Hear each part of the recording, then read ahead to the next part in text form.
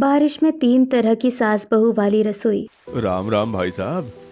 आइए आइए, कैसे आना हुआ? सब खैरियत तो है ना? राम राम भाई साहब, राम जी की कृपा से सब ठीक है। पर मौसम तो आप देख ही रहे हैं, अचानक बारिश कितनी तेज हो गई। हम लोग छाता भी लाना भूल गए थे। पास में आपका घर याद आया तो सोचा थोड़ी शरण ले लें। अरे भाई साहब, ये घर आपका ही है, आइए बालकनी में बैठते हैं।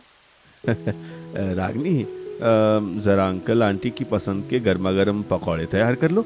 तब तक मैं पापा के साथ बालकनी में कुर्सियां लगा देता हूँ। जी अभी बनाती हूँ। वही नमन और अवस्थी बालकनी में कुर्सियां लगाकर मेहमानों के साथ बारिश देखते हुए बालकनी में बैठते हैं। वही कल्याणी और रागनी रसोई में। बहू तू फटाफट पकौड़े की तैयारी कर, मैं तब तक जलेबी की तैयारी करती हूँ। पर मम्मी जी, चीनी तो खत्म हो गई है। अरे हाँ बहू, मैं पकौड़े बनाना शुरू करती हूँ, तू फटाफट बाजार से चीनी ले आ, मैं जाऊंगी तो बारिश में देर हो जाएगी। जी मम्मी जी, अभी लेकर आती हूँ।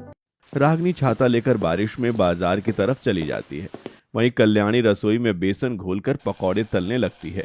तभी रागनी चीनी लेकर वापस आकर जलेबी का घोल तैयार कर कढ़ाई में गोल गोल जलेबियां तलने लगती हैं और फिर चाशनी में डाल देती है। जिसके बाद पकौड़े, जलेबी और चाय ट्रे में सजाकर रागनी बालकनी में ले आती है। लीजिए, बारिश में गर्मा गर्म पकौड़े, जलेबी और चाय का आनंद लीजिए। वाह, इतनी जल्दी इतना सब तैयार भी हो गया। वो तो होना ही था, दोनों सास बहू मिलकर जो काम करती हैं। माँ जी ने मुझे बहू की जगह अपनी बेटी माना है, वरना रसोई और ससुराल संभालने की जिम्मेदारी तो हम बहुओं की ही होती है। अरे बेटी, क्यों ना समझू, बहू भी तो मुझे अपनी माँ समझती है, बस हम सास बहू को किसी की नजर ना लगे। दोनों सास बहू बालकनी में अपने मेहमानों के साथ बैठकर बातें करने लगते हैं। वहीं दूसरी तरफ इंडो वेस्टर्न ड्रेस में सुखमणि खिड़की के पास अपनी बहन सुधा के साथ बैठी होती है। तभी सूती साड़ी में अनीता रसोई से हॉट मिल्क शेक लाकर विवान को देती है। Thank you aunty. अरे बहू, मेरी बहन आकर बैठी है और अभी तक चाय नाश्ता नहीं आया। अब क्या बारिश खत्म होने का इंतजार कर रही है? जरा जल्दी हाथ पैर चला। बनाती हूँ मम्मी जी, वो सोचा पहले विवान के लिए हॉट मिल्क शेक बना दूं। देखा दीदी, कितनी बड़ी कामचोर है, अभी तक सिर्फ एक हॉट मिल्क शेक ही बना पाई है। मदद तो करनी नहीं होती और ताने। अरे हमारे घर में कौन रोज हॉट मिल्क शेक पीता है कि सब सामान रसोई में रखा होगा। इतना सोच अनीता रसोई में आकर चाय नाश्ता तैयार करके हॉल में सभी के सामने परोसती है। बहू, दोपहर के खाने में क्या बना रही है? लो जी, नाश्ता ठंडा तक नहीं हुआ और दोपहर के खाने की बातें शुरू हो गई। मम्मी जी, आप जो कहेंगी वही बना दूंगी। आज तो बारिश का मौसम है, अगर पालक के पराठे, पनीर की सब्जी, लौकी का रायता और साथ में हरी चटनी मिल जाए तो मजा आ जाएगा। मम्मी जी, रसोई में पालक नहीं है, जरा बाजार से ले आइए, तब तक मैं बाकी की रसोई संभालती हूँ। तेरी इतनी हिम्मत, तू मुझे पालक लाने के लिए कह रही है? मैं तेरी सास हूँ और रसोई संभालना तेरी जिम्मेदारी है। मम्मी जी, आपको तो पता ही है, घर में एक ही छाता है जो चिंटू लेकर गया है, और अगर मैं बारिश में बिना छाते के बाहर गई तो पूरी भीग जाऊंगी, फिर कपड़े बदलने पड़ेंगे, फिर खाना तैयार होगा अगर आप चले जाएंगी। देखा बहन, एक छाता होने पर कैसे ससुराल की बेइज्जती करती है। इसकी जगह दूसरी बहू होती तो बारिश में भीग कर चली जाती और वापस आकर खाना भी बना लेती। कितनी बार कहा था एक छाता ले लीजिए, लेकिन बारिश में खुद बाहर जाना हो तब न छाता ले। बहू तो है ही रसोई की कोल्हू बैल। अनीता रसोई में पड़ी एक पन्नी सिर पर रखकर तेज बारिश में भागती भीगती सब्जी मंडी पहुंचती है और पालक, हरी मिर्च, धनिया, नींबू और जरूरी सामान खरीदकर बारिश में पूरी तरह भीगकर घर पहुंचती है और सीधे रसोई में आकर खाना बनाना शुरू कर देती है। ऐसे ही बारिश के दिनों में पड़ोस में रहने वाले एक और परिवार की रसोई में रोज की कशमकश जारी थी। मम्मी जी, खाना बना देती हूँ, मैं रसोई में पोछा या दूसरे काम नहीं कर सकती। अब बहू, अगर छिलके सीधे डस्टबिन में फेंको और तेल मसाले के डब्बे को गंदे हाथ से ना पकड़ो तो तुम्हारी सास को परेशान नहीं होना पड़ेगा ना। पापा जी देखिए, मैं एक साथ 10 काम कर सकती हूँ, लेकिन अगर रसोई का ही काम लगातार करना पड़े तो मुझसे नहीं हो पाएगा। मैंने खाना बना दिया है, अब मुझे बहुत भूख लगी है। इतना कहकर साध्वी डाइनिंग टेबल पर आकर खाना परोसती है। वहीं खाने के बाद सभी अपने कमरे में चले जाते हैं, लेकिन गिरजा डाइनिंग टेबल से जूठे बर्तन समेट कर रसोई में आती है। वहीं सिंक में पहले से ही कई बर्तन पड़े होते हैं। अरे ये तवा तो झूठे ही रखे हैं, फिर बहू ने रोटी किस पर बनाई थी? हाँ, शायद रोटी बनाने के बाद रख दिया होगा। इतना सोच गिरजा सिंक में सारे बर्तन एक एक कर धो देती है। वहीं बर्तन धोते समय पानी नीचे फर्श पर गिरता है और फर्श पर बिखरे आटे में मिलकर चिपचिपा कीचड़ बन जाता है, जिससे गिरजा सर्फ के पानी से फर्श पर डालकर रगड़ रगड़ कर साफ करती है। हे भगवान, इस ढलती उम्र कमर और जोड़ों का दर्द, ऊपर से अपच की परेशानी और उसके बाद इतना सारा काम। आमने सामने रहने वाली तीन तीन तरह की सास बहू की रसोई में इसी तरह जिंदगी चल रही होती है। ऐसे ही एक दिन बारिश के बीच कल्याणी एक हाथ में सब्जियों का थैला और दूसरे हाथ में छाता पकड़े होती है। वहीं रागनी दोनों हाथों में राशन का सामान लिए साथ घर पहुंचती हैं। तभी सुखमणि, अरे कल्याणी, तू अपनी बहू के साथ सब्जी लेकर क्यों आ रही है और ये छाता तूने क्यों पकड़ रखा है? क्योंकि मेरे एक हाथ में सब्जी है। अरे बहू के हाथ में सारा सामान पकड़ा दे और दूसरे हाथ में छाता पकड़ा दे। और मैं तो तुझे यही कहूंगी, बहू को सिर पर चढ़ाना आसान होता है लेकिन उतारना। देख सुखमणि, तू अपनी बहू के साथ रसोई और ससुराल कैसे संभालती है ये तेरा फैसला है, लेकिन मैं अपनी बहू के साथ मिलजुल कर ही काम करूंगी, क्योंकि सास बहू धागे के दो छोर की तरह होती है। अगर एक ना हो तो आफत बन जाती है। बालकनी में कपड़े सुखा रही गिरजा कल्याणी और सुखमणि की पूरी बातचीत सुनती है। काश मेरी बहू भी ये बात समझ पाती और खाना बनाने के साथ रसोई साफ करने में भी मदद करती। न खुद रसोई में मेरी एक प्लेट धोने जितनी मदद करती है और न ही जो सास अपनी बहू की मदद करती है उसे करने देती है। ऐसे ही कुछ दिन बीतते हैं और एक दिन रसोई का सारा काम खत्म हो चुका होता है तो अनीता रसोई की साफ सफाई कर रही होती है। अरे वाह बहू, रसोई की साफ सफाई कर रही है। यही मौका है, मैं भी एक रील बना लेती हूँ। #Kitchen workout, #fit in kitchen. Sukhmani mobile का कैमरा ऑन करके वीडियो बनाना शुरू करती है। हेलो गाइस, मैं आज अपनी रसोई की साफ सफाई कर रही थी तो सोचा आप लोगों को भी कुछ आसान किचन क्लीनिंग टिप्स बता दूं। अरे बहू, तू फ्रेम में आ रही है, जरा उस टाइल्स पर चढ़ जा, वीडियो में तू नहीं दिखनी चाहिए। अनीता चुपचाप टाइल्स पर चढ़ जाती है और एग्जॉस्ट फैन साफ करने लगती है। इतनी मेहनत से साफ सफाई मैं कर रही हूँ और रील बनाकर नाम कोई और ले जा रहा है। अरे झाग तो बहुत कम दिख रहा है, थोड़ा और झाग बना देती हूँ। इतना सोच सुखमणि डिटर्जेंट का गाढ़ा गोल बनाकर पूरे फर्श पर डाल देती है। हेलो गाइस, अगर आपकी रसोई जल्दी साफ नहीं होती तो एक आसान तरीका अपनाइए। सफाई शुरू करने से करीब 10 मिनट पहले नॉर्मल डिटर्जेंट का घोल बनाकर रसोई के फर्श पर डाल दीजिएगा, जिससे नॉर्मल डिटर्जेंट से ही सफाई का काम काफी आसान हो जाता है। मम्मी जी, अब आप आ ही गई हैं तो थोड़ी मदद कर दीजिए ना। आपने सर्फ का पानी गिरा ही दिया है तो वाइपर से फर्श का पानी भी खींच दीजिए, मेरी थोड़ी मदद हो जाएगी। बहू, अपना काम खुद करना सीख, कब तक अपनी जिम्मेदारियां दूसरों पर डालती रहेगी? कल अपने बच्चे को भी यही सिखाएगी क्या कि अपना काम खुद करने के बजाय दूसरों से करवाओ? तभी चिंटू अपना स्कूल बैग लेकर रसोई के पास आ जाता है। नहीं, मैं अपना काम खुद ही करता हूँ। देखो, अभी अपना होमवर्क पूरा करके ही आया हूँ। शाबाश, बिल्कुल ऐसे ही रहना, अपनी मम्मी जैसा मत बनना। तेरी मम्मी तो बहुत कामचोर है। चल, अब मेरे मोबाइल से मेरी 2-4 अच्छी फोटो खींच दे। ठीक है दादी। सुखमणि चिंटू को लेकर चली जाती है। वहीं अनीता चुपचाप एग्जॉस्ट फैन की सफाई करती है और कुछ देर बाद नीचे उतरते हुए फर्श पर फैले सर्फ के पानी से फिसलकर गिर जाती है। दया रे, कमर तोड़ डाली। अरे मैं तो भूल ही गई थी कि मेरी सासू माँ ने रील के चक्कर में पूरे फर्श पर सर्फ का पानी फैला दिया था। एक तो रसोई का काम करती नहीं है, ऊपर से मेरी कमर भी तोड़वा दी। वहीं दूसरी तरफ बारिश में तीसरी सास बहू की रसोई में साध्वी दोपहर का खाना बनाने के लिए आती है, जहां सिंक में कढ़ाई और तवा जूठे पड़े होते हैं। अरे कढ़ाई भी झूठी है और तवा भी झूठा है, अब रोटी सब्जी किसमें बनाऊं? हाँ, एक काम करती हूँ। साध्वी एक बड़े स्टील के परात को उल्टा करके गैस पर चढ़ा देती है और जल्दबाजी से डिब्बे से आटा निकालकर पानी डालकर गूंथने लगती है। वहीं उधर परात गर्म हो जाता है तो साध्वी रोटियां बेल गरम परात पर सेकने लगती है। रोटी तो सेक ही रही है, साथ में सब्जी भी चढ़ा देती हूँ, लेकिन कढ़ाई तो झूठी पड़ी है। अब कौन उंगलियां घिस घिस कर कढ़ाई साफ करे? हाँ, पतीले में ही सब्जी बना लेती हूँ। इतना सोचकर साध्वी पतीले में तेल और मसाले डाल पतली आलू की सब्जी बना देती है। ऐसे ही थोड़ी देर में खाना तैयार हो जाता है और साध्वी गैस बंद कर इस्तेमाल किए हुए बर्तन, बिखरा हुआ आटा और रसोई की बाकी गंदगी वैसे ही छोड़कर अपने पूरे परिवार के साथ खाना खाने बैठ जाती है। अरे सिर्फ 3 प्लेट, 1 प्लेट कहाँ गई? झूठी होगी और कहाँ होगी? साध्वी, तुम बर्तन क्यों नहीं धो देती? तो तुम ही धो लो ना बर्तन, मेरे पीछे क्यों पड़े रहते हो? खाना बनाती हूँ, क्या वो कम है? अरे तुम दोनों बहस मत करो, मैं लेकर आती हूँ प्लेट। इतना कहकर गिरजा रसोई में आती है और गरम स्टील की परात को उठाती है, जिससे उसका हाथ जल जाता है। आई माँ, ये थाली इतनी गरम और काली कैसे हो गई? हे भगवान, बहू ने तवा धोने के बजाय थाली पर ही रोटियां बना दी।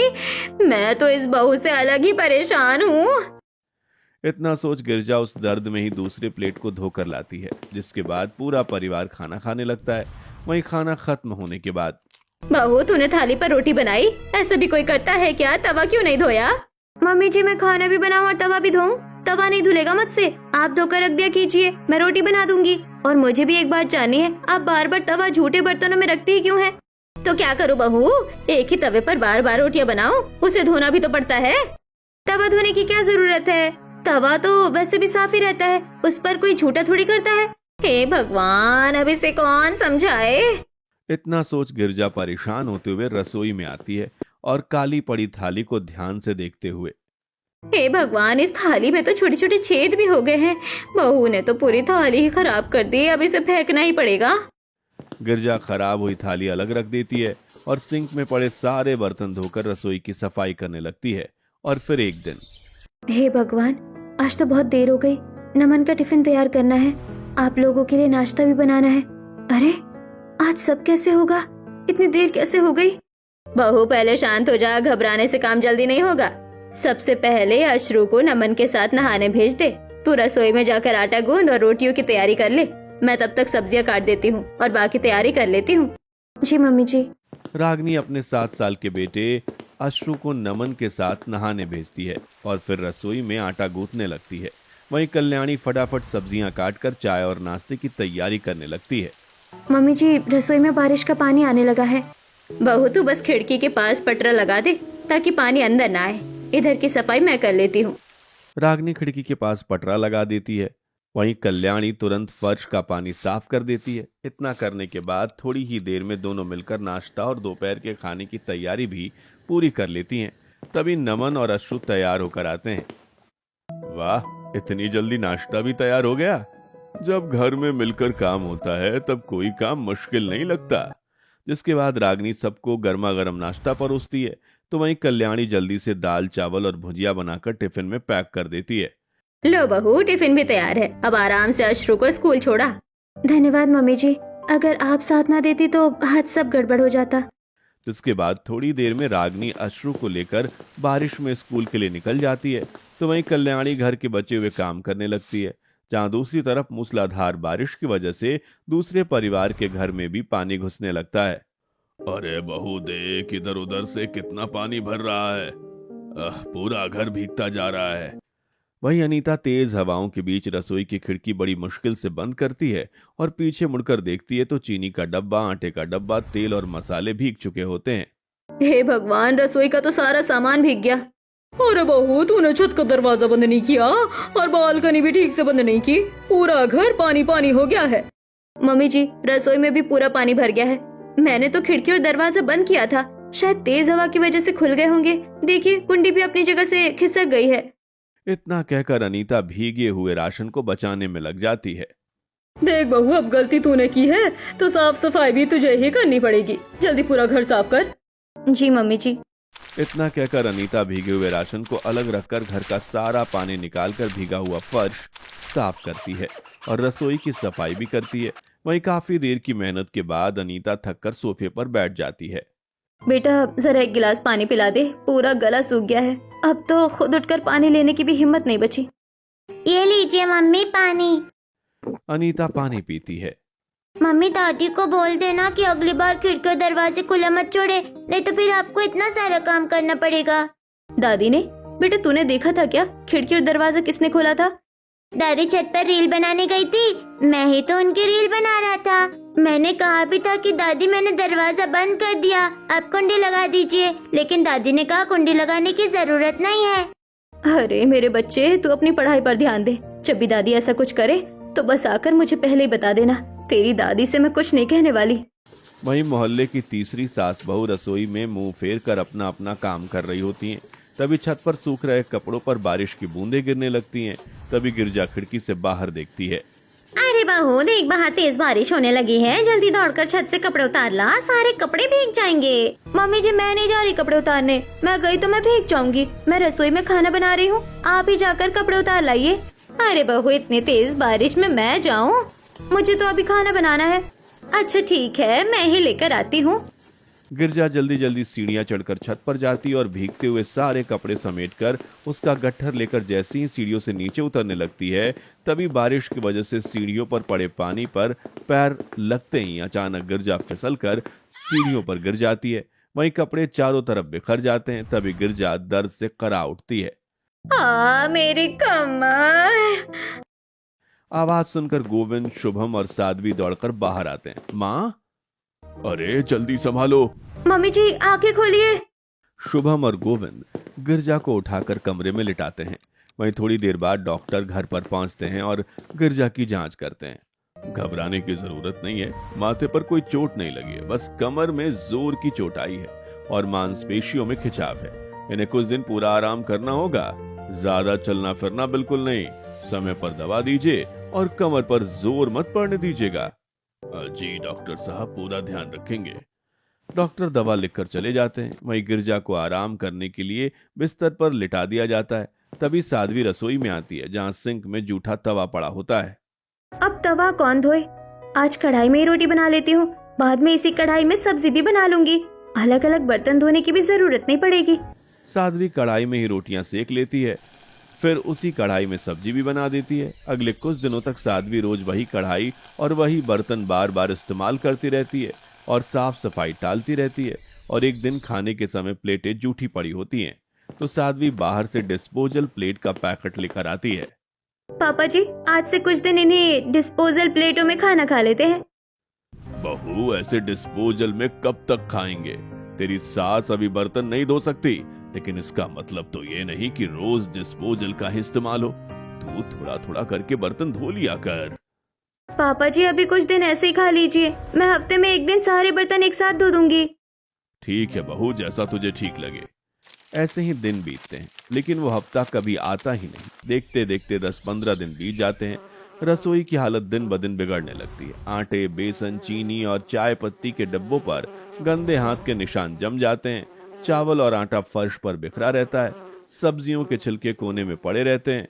वहीं सिंक के आसपास गंदगी जमा हो जाती है और रसोई में मक्खी और मच्छर मंडराने लगते हैं। जहां रात होते ही चूहे भी रसोई में घुसकर आटे के पैकेट, दूसरे सामान कुतरने लगते हैं।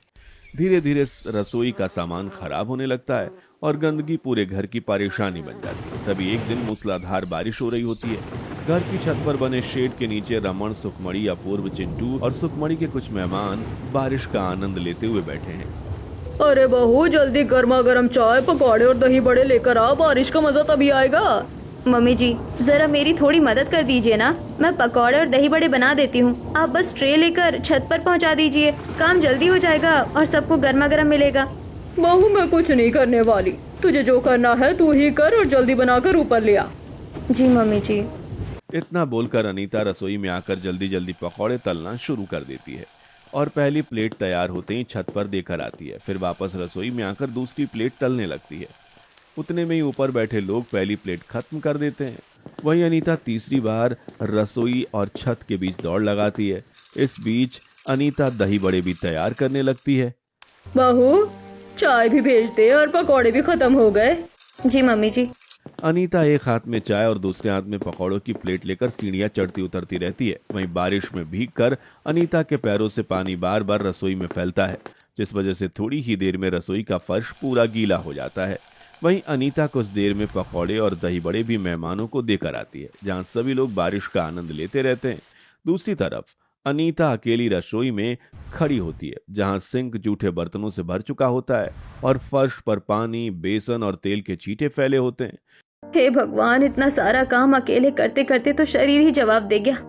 अनीता बिना किसी की मदद के एक एक करके जूठे बर्तन धोकर फर्श और गैस प्लेटफॉर्म साफ करती है। ऐसे ही रसोई की पूरी जिम्मेदारी अकेले अनीता ही निभाती है।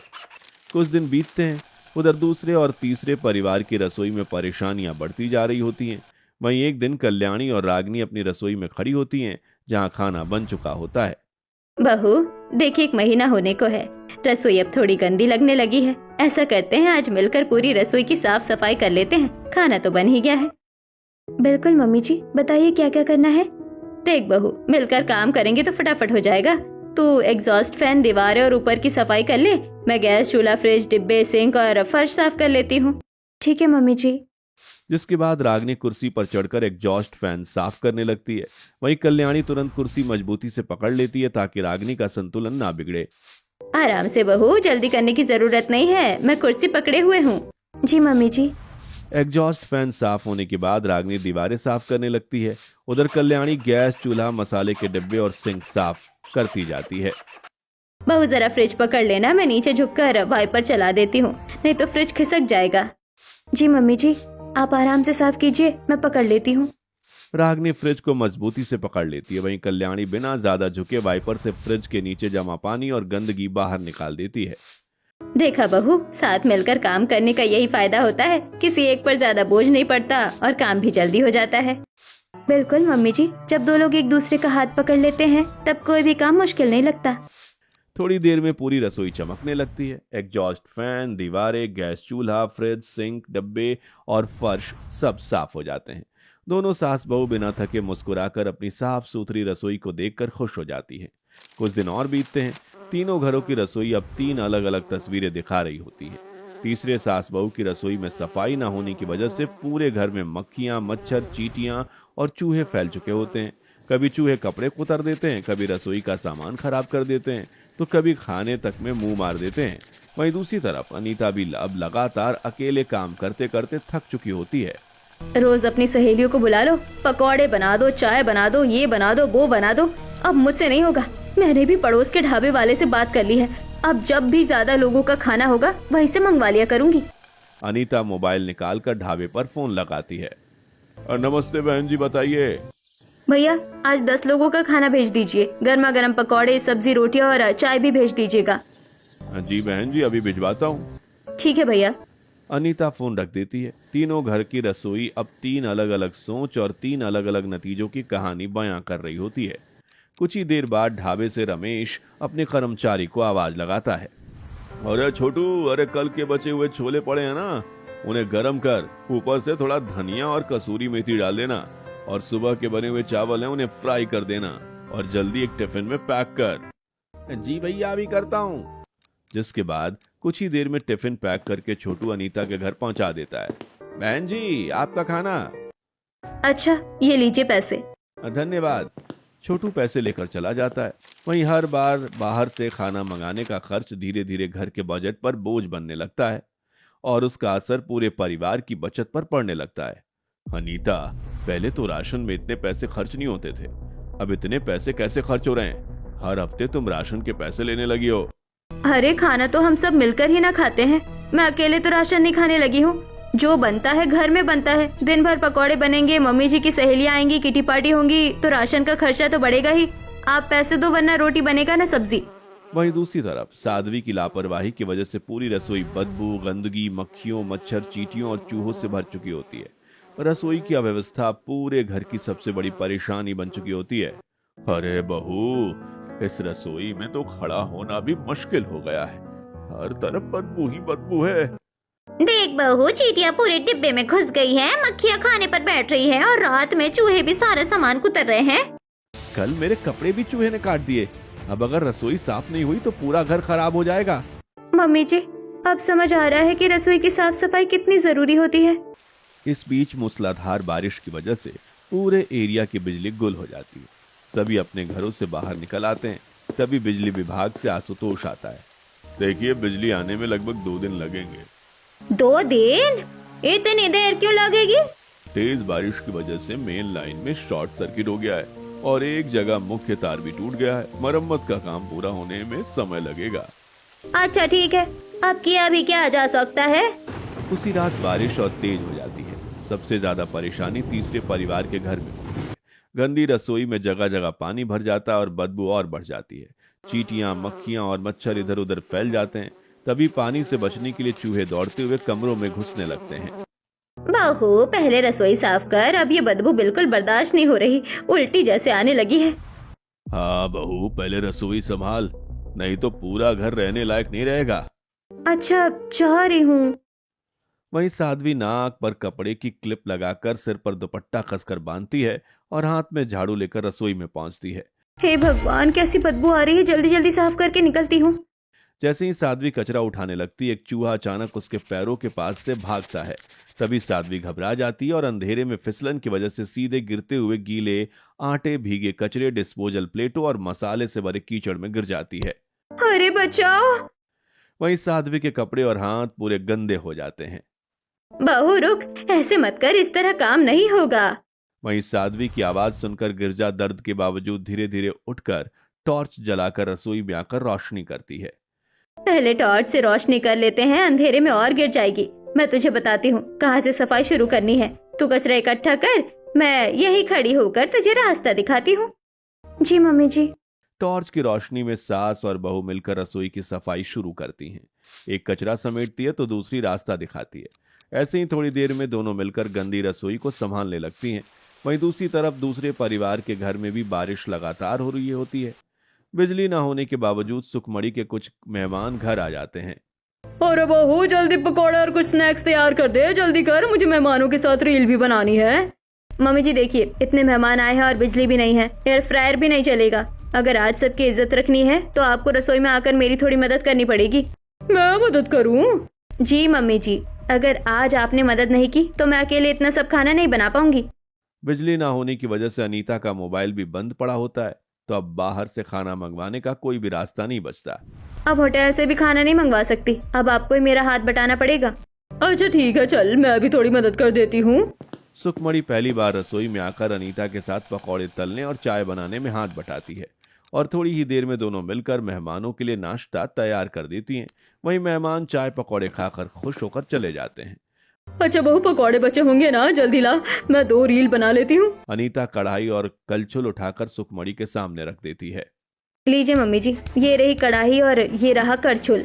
बिजली जाने के बाद भी आपने पहले मदद करने से मना कर दिया था, मजबूरी आई तब रसोई में आई। अब मैं भी आपकी हर बात नहीं मानूंगी। अरे बहू, ये कैसी बातें कर रही है? बिल्कुल सही बातें कर रही हूँ। अब मुझे भी सामने वाली सास बहू जैसा साथ चाहिए। जिस दिन सास और बहू मिलकर रसोई संभालेगी उसी दिन इस रसोई का चूल्हा जलेगा, वरना अब मैं अकेली सब कुछ नहीं करने वाली। सुखमणी चुप होकर सामने वाले घर की तरफ देखने लगती है, जहाँ सामने कल्याणी के घर में लालटेन की रोशनी जल रही होती है। देखा बहू, मिलजुल कर काम करेंगे तो बिजली जाए या आए, रसोई कभी नहीं रुकेगी। बिल्कुल मम्मी जी, किसी भी काम में अगर कोई अपना बनकर साथ हो तो हर मुश्किल आसान हो जाती है। अरे वाह, बारिश में गर्मा गर्म पकौड़े, वह भी सास बहू के हाथ के, मजा आ गया मजा। हाँ, क्योंकि इसमें सबका साथ मिला है और सबका साथ यानी कि प्यार, और प्यार का स्वाद तो अच्छा ही होता है। वहीं अनीता बाहर चली जाती है और सुखमणी अकेली रसोई में काम करने लगती है। किसी ने बिल्कुल सही कहा है, अगर घर की रसोई चलानी है तो सास बहू को मिलकर कदम बढ़ाने पड़ते हैं। अकेले रसोई नहीं चलती, मिलकर कढ़ाई चलानी पड़ती है, तभी घर में खुशियाँ पकती है। इतना सोच सुखमणी अकेले सब्जी काटकर आटा गूंथती है और रोटियां बनाती है। ऐसे ही वह बार बार एक जगह से दूसरी जगह दौड़ती रहती है और कुछ ही देर में सुखमणी थक कर रुक जाती है। वहीं दूसरी तरफ तीसरे परिवार में गिरजा और साध्वी मिलकर रसोई की सफाई पूरी कर चुकी होती हैं। वहीं अब रसोई पहले से काफी साफ दिखाई देती है।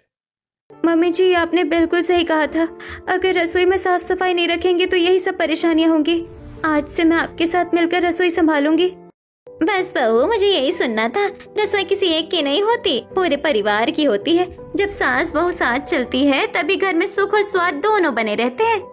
जी मम्मी जी, अब से हम दोनों मिलकर ही रसोई संभालेंगे। उधर कल्याणी और रागनी मुस्कुराकर अपने परिवार के साथ बारिश का आनंद ले रही हैं। तो दूसरी तरफ सुखमणी अपनी गलती समझ चुकी होती है और तीसरी तरफ साध्वी भी रसोई की साफ सफाई और मिलकर काम करने की अहमियत सीख चुकी होती है। वहीं जहां बाहर बारिश लगातार बरस रही होती है, तो वहीं तीनों तरह की सास बहू की रसोई अब एक नई सीख कर मिलजुल कर काम करने लगती है। रसोई का स्वाद सिर्फ मसालों से नहीं, बल्कि सास बहू के साथ सम्मान और सहयोग से बनता है।